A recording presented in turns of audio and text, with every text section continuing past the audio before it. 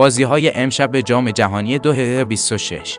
همونطور که میدونید دیشب پرتغال کرواسی رو شکست داد و رونالدو هم گل زد. اما قبل از این که بریم سراغ تحلیل و بررسی مسابقات امشب ممنون میشم ویدیو رو لایک کنید، چنمون رو سابسکرایب کنید، زنگوله رو فعال کنید و کامنت بذارید تا انرژی بگیرم. امشب هم بازی‌های مهم داریم. اولین بازی مصر و استرالیا است که هر دو تیم در گروه‌های خود به عنوان تیم دوم به مرحله بعدی صعود کردند و به نظر من مصر شانس بیشتری برای برد در این بازی داره. بازی بعدی بازی آرژانتین کیپ ورد است که کیپ ورد به عنوان تیم دوم، آرژانتین به عنوان تیم اول از گروه‌هایشان صعود کردند و شانس برد آرژانتین در این بازی بیشتر است. و بازی سوم و آخر مرحله 16 نهایی کلمبیا غنا است که کلمبیا به عنوان تیم اول، غنا به عنوان تیم سوم به مرحله بعدی صعود کردند